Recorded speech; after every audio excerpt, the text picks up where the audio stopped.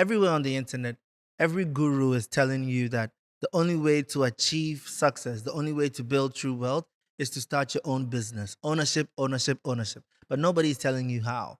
I don't have time for theory. I'm all about the practicals because when you watch the Masterminds podcast, we should take you one step closer to becoming a mastermind. So today, I'm going to take you through the 9 steps to build a business without becoming broke. Step 1, get a job or keep your job.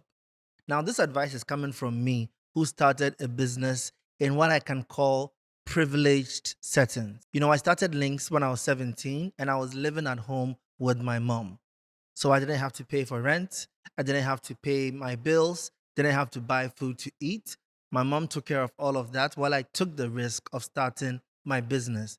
And after about 3 to 4 months of starting the business and things were starting to grow, she took a loan with her salary to help me to continue running the business. So I can't say I am a privileged person because I had my mom's support. Now, for most people, you don't have that backup. Most people, if you are starting a business, entrepreneurship is really, really hard. You're going to have a lot of days where there's no money coming in, a lot of days where the business feels like nothing is working out for you. So you need to have a support system. And that support system is a job. Now, there are 2 ways in which you benefit from having a job. The first one is that your job will give you the funds for you to survive, and you can also put some of those funds away to keep funding your business over time because you will need money as the business goes along. Before you start to make money, you will need some money to be able to expand, test new ideas, and everything. Having a job gives you that. And the second thing, which comes to how to select a job, the second thing is mentorship. The best type of job to get for someone who wants to start a business is get a job where you can be as close to the business owner as possible. So, not a job that has too many employees where you are so low in the ranks that you don't actually get to learn. Because if your goal is to start your business, you need to learn from the people who have done it and are succeeding. So, find a good job where you can actually have conversations. You can study how the business owner or the people at the top solve some of the very difficult challenges that they face, and that will teach you and guide you for when you have to face those same challenges. So don't believe the hype. Keep your job, get a job, and that's how you start a business. The second step, you have to decide if you want to be an entrepreneur or a businessman. So let me give you the difference between an entrepreneur and a businessman. So an entrepreneur is somebody who is looking to solve a problem with a unique skill set or a unique idea or viewpoint that they have. An entrepreneur identifies that the world needs this and I can give them a solution.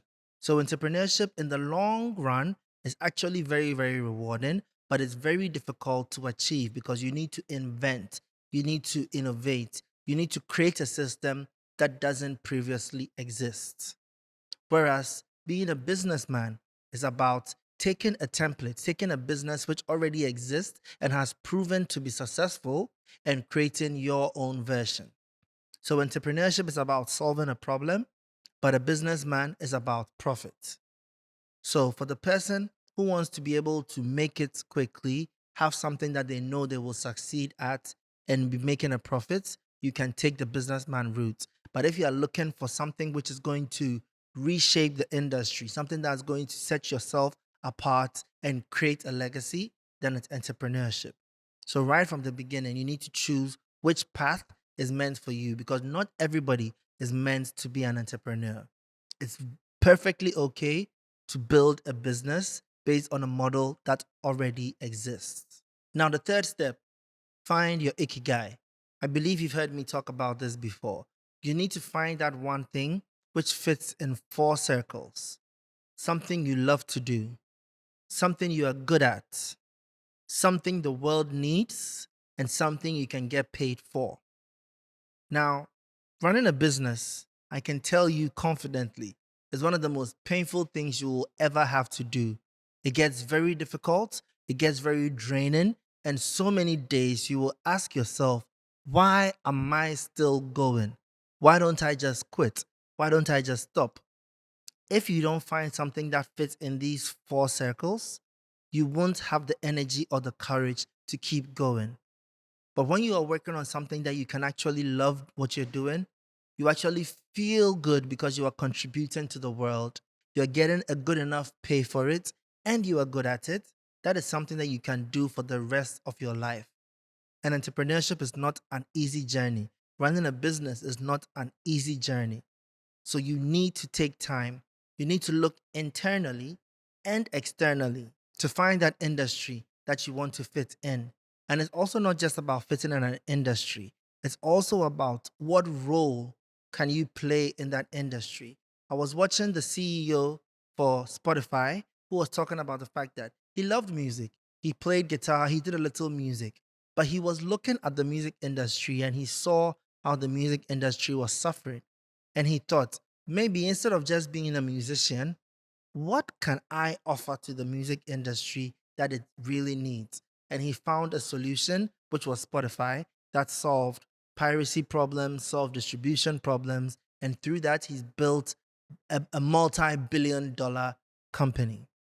So sometimes, even when you find your industry, it doesn't necessarily mean you have to follow what everybody else is going to do. Take me, for instance. I started my business because I loved music, but I didn't become just a musician.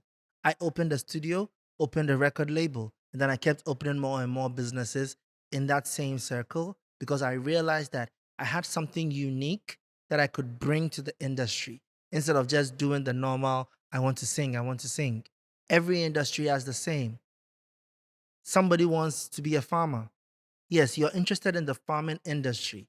Maybe you may not be the best farmer possible, but you could set up distribution for people who are farmers. You could set up a way of marketing farmers. So maybe you're good with tech. So you could decide to build an app where people can directly purchase farm produce. You market it to the farmers, you market it to the everyday person who's looking to buy this. So when you decide an industry, it doesn't just mean enter with the same job that everybody has. Find what uniquely you can offer to the industry, and then you will create your Ikigai. Now, the fourth step, test your idea in a small way.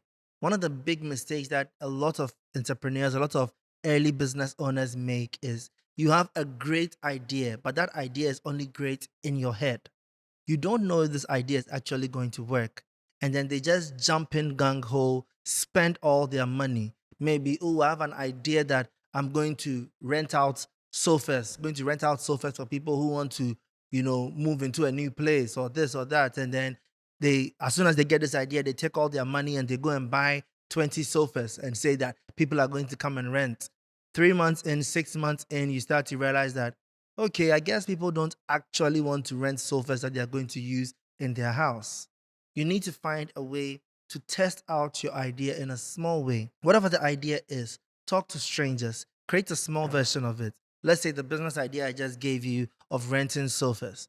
Ask people, oh, would you want to rent my sofa for a day? Put out an ad on Facebook and say sofa rentals and see if people are actually interested, if your idea is viable. So you test out your idea in a small way. Now, doing that shows you two things. The first one is that either, yes, your idea is great and you can jump in, but even with that, maybe the people you are targeting are wrong. Let's go back to the sofa idea.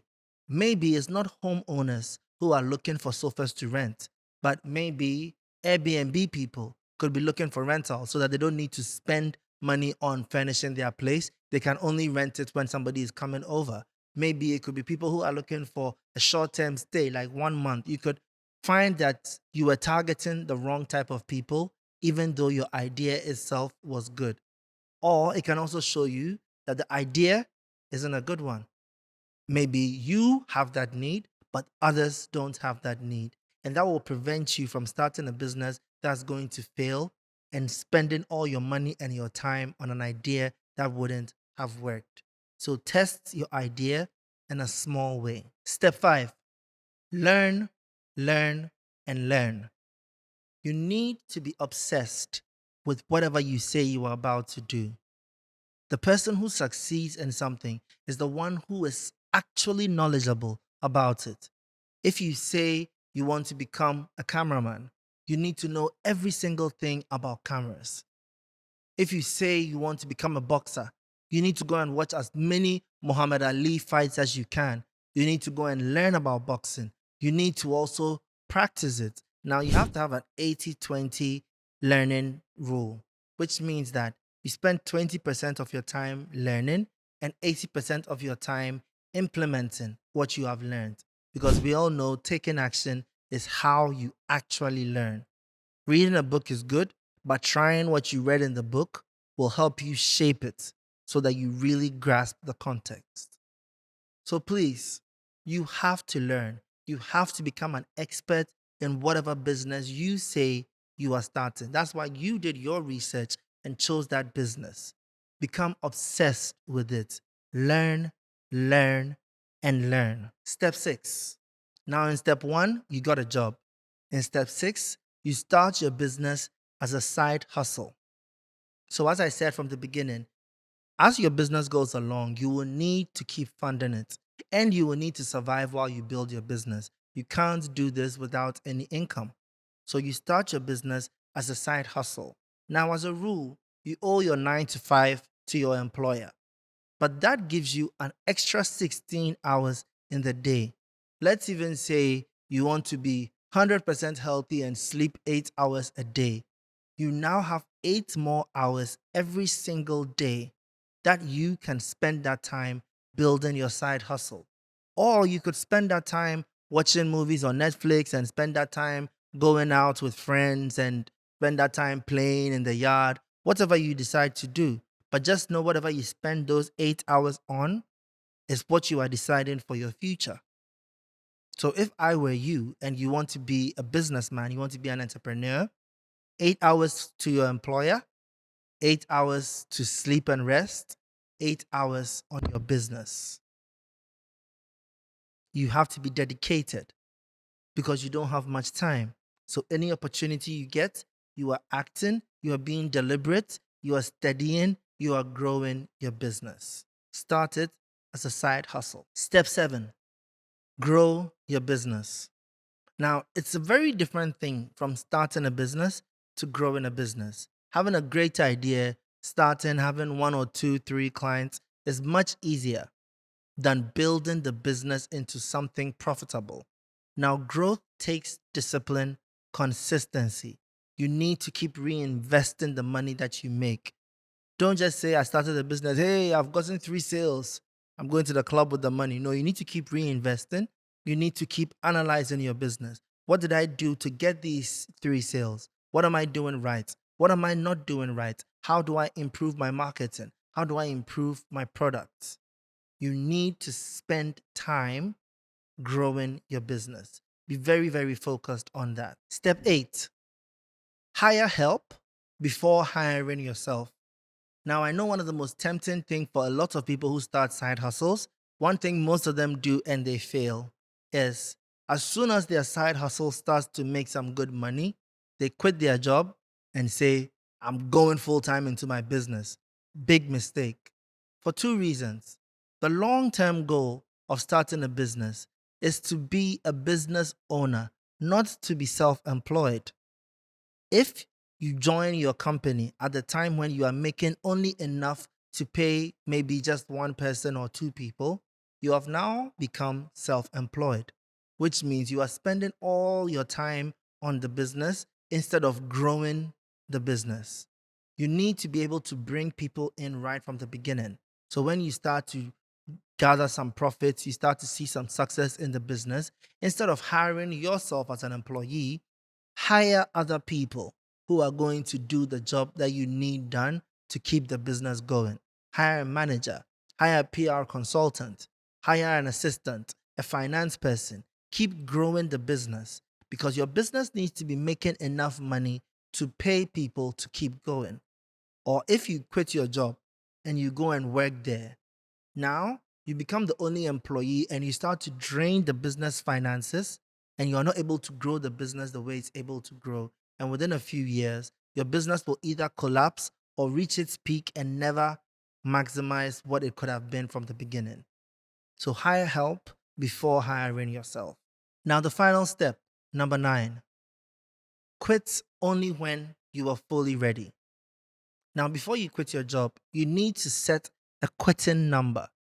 You have to have in your mind, or you should have calculated logically to see where your business is going to reach so that it can still handle the business day-to-day operations, handle all the salaries and the staffing, and to be able to make enough profit for you to live your life at the same level that you were already living it. Because as you're about to cut your income by quitting your job, are you going to drop your lifestyle, or are you going to be able to maintain it? So your business should not just be profitable, but it should be profitable enough to handle these key things. When you reach this quitting number, then you know it's time to focus on my business and growing my business. These are the 9 steps to building a business without going broke. Now, let me throw in one last bonus for anyone thinking about starting a business. There are 3 business types that you could start: a product business, a service business, or a service product business. Now, let me explain. So, a service business means that you are offering a skill, a service for people, and that means you are offering your time. Now, the problem with the service businesses, they can be very, very profitable. However, they are not very, very scalable. Because what happens is you are offering time and you cannot invent time. So anytime you need to scale a business or grow the business, you need to employ more people who can offer that same service.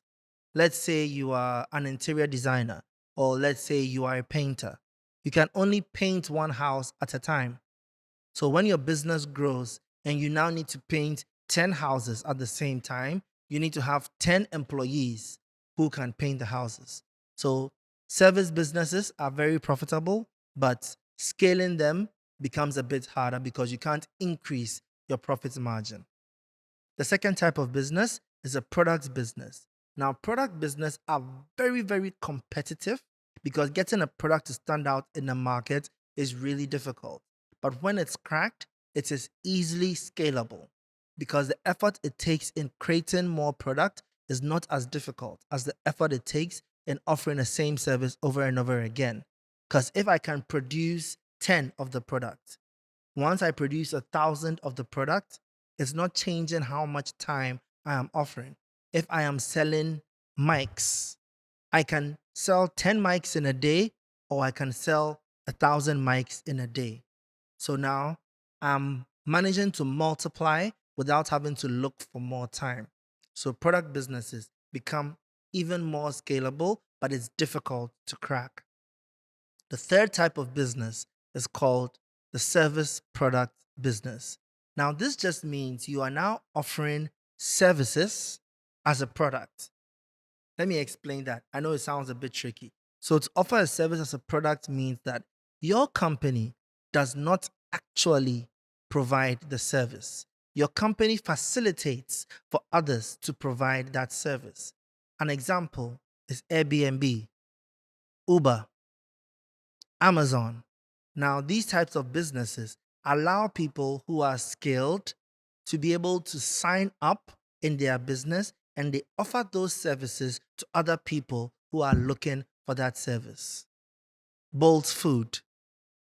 I could keep going on and on. Spotify, Amazon Music, Netflix.